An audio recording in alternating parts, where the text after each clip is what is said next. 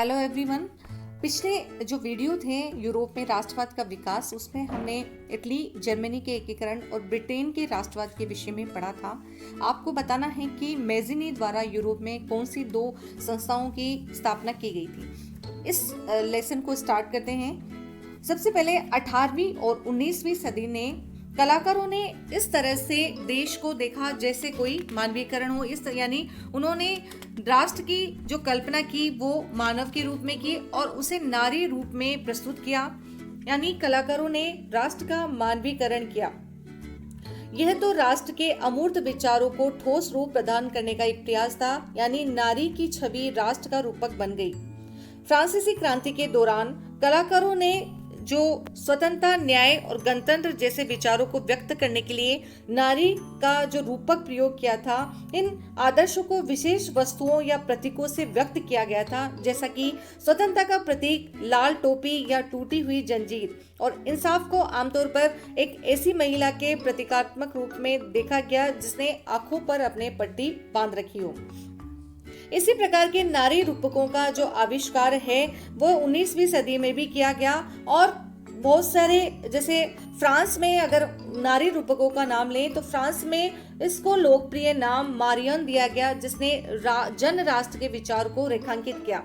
उसके चिन्ह भी स्वतंत्रता और गणतंत्र थे, लाल टोपी, तिरंगा और कलंगी। मारियन की प्रतिमाएं सार्वजनिक चौकों पे लगाई गई ताकि सभी व्यक्ति उनको देख सके, राष्ट्रीय प्रतीकों की उनको याद आती रहे, और डाक टिकटों पर भी उनको लगाया गया।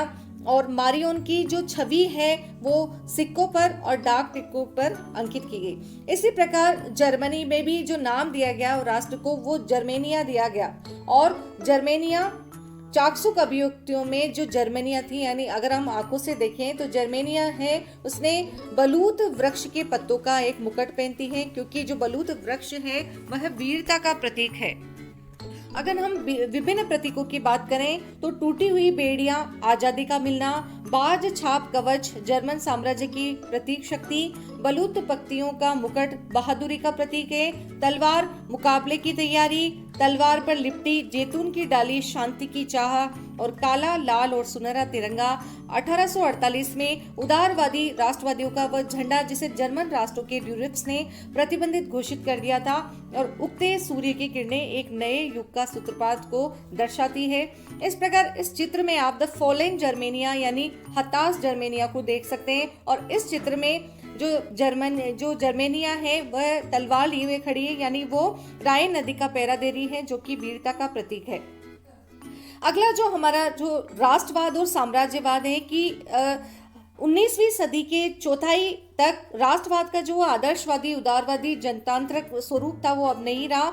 अब राष्ट्रवाद सीमित लक्ष्यों वाला संकीर्ण सिद्धांत बन गया था, और इस बीच अनुदार होते चले गए, और आपस में ही ये देश लड़ने के लिए हमेशा तैयार रहते थे। साथ ही प्रमुख यूरोपीय शक्तियों ने भी अपने साम्राज्यवादी उद्देश्यों के लिए अधीन लोगों की राष्ट्रीय आकांक्षाओं का इस्तेमाल करना शुरू किया था।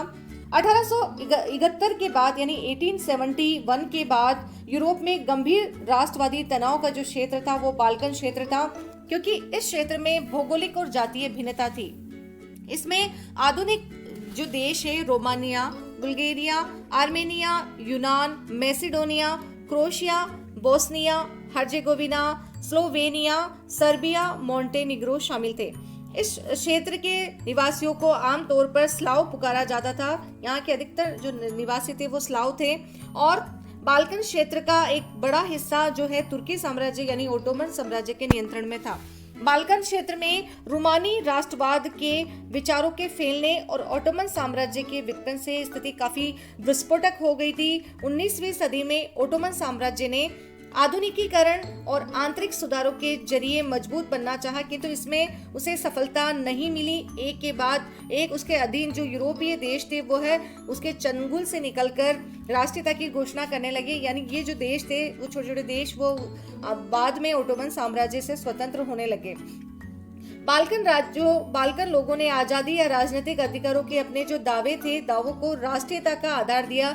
उन्होंने इतिहास का इस्तेमाल यह साबित करने के लिए किया कि वे भी कभी स्वतंत्र थे, किंतु बाद में विदेशी शक्तियों ने उन्हें अधीन कर लिया। अतः बाल्कन क्षेत्र के विद्रोही राष्ट्रीय समूह ने अपने संघर्षों को लंबे समय से खोई आजादी को वापस पाने के तौर पे देखा। जैसे जैसे विभिन्न स्लाव राष्ट्रीय समूह ने अपनी पहचान और स्वतंत्रता की परिभाषा तय करने की कोशिश की, बाल्कन में गहरा तनाव जो है वो टकराव क्षेत्र बन गया। और ये जो राष्ट्र थे आपस में, जैसे यूगोस्लाविया, बोस्निया, मोंटेनिग्रो वगैरह, मैसेडोनिया, क्रोस्निया, इनमें आपस में टकराव होने लगा। ये शक्तियां आपस में प्रतिस्पर्धा करने लगी। इस समय यूरोपीय शक्तियों के बीच में व्यापार, उपनिवेशों तथा नौसैनिक और सैन्य ताकत के लिए पहले से ही गहरी प्रतिस्पर्धा थी। जिस तरह बाल्कन समस्या आगे बढ़ी, उसमें यह प्रतिस्पर्धाएं खुलकर सामने आई। रूस, जर्मनी, इंग्लैंड, आसिया, हंगरी की हर ताकत बाल्कन पर अन्य शक्तियों की पकड़ को कमजोर करके क्षेत्र में अपने प्रभाव को बढ़ाना चाहती थी। इससे कई इलाकों में युद्ध हुए और अंततः इसका जो अंत हुआ वो प्रथम विश्व युद्ध के रूप में हुआ। साम्राज्यवाद से जुड़कर राष्ट्रवाद 1914 में यूरोप को महाविपदा की ओर ले गया, लेकिन इस बीच विश्व के अनेक देशों ने, जिनका 19वीं सदी में यूरोपीय शक्तियों ने औपनिवेशीकरण किया था, साम्राज्यवादी प्रभुत्व का विरोध करने लगे और इन यूरोपीय शक्तियों से उपनिवेशों ने धीरे धीरे स्वतंत्रता की मांग करनी शुरू कर दी। यहाँ पर साम्राज्यवाद विरोधी आंदोलन विकसित हुए और इस अर्थ में राष्ट्रवादी थे कि वे सभी स्वतंत्र राष्ट्र राज्य का निर्माण करने के लिए संघर्ष कर रहे थे। वे सभी एक सामूहिक राष्ट्रीय एकता की भावना से प्रेरित थे, जो साम्राज्यवाद विरोध की प्रक्रिया से उभरी। राष्ट्रवाद के यूरोपीय विचार कहीं और दोहराए नहीं गए, क्योंकि हर जगह लोगों ने अपने तरह का विशिष्ट राष्ट्रवाद जो है विकसित किया। सब जगह अलग अलग तरह से राष्ट्रवाद के मायने हुए, मगर ये विचार की समाजों को राष्ट्र राज्यों में गठित किया जाना चाहिए अब स्वाभाविक और सार्वभौमिक मान लिया गया। अगला जो सेकंड लेसन है, इंडो चाइना में राष्ट्रवादी आंदोलन, अगले वीडियो में हम उसकी चर्चा करेंगे। तब तक के लिए नमस्कार।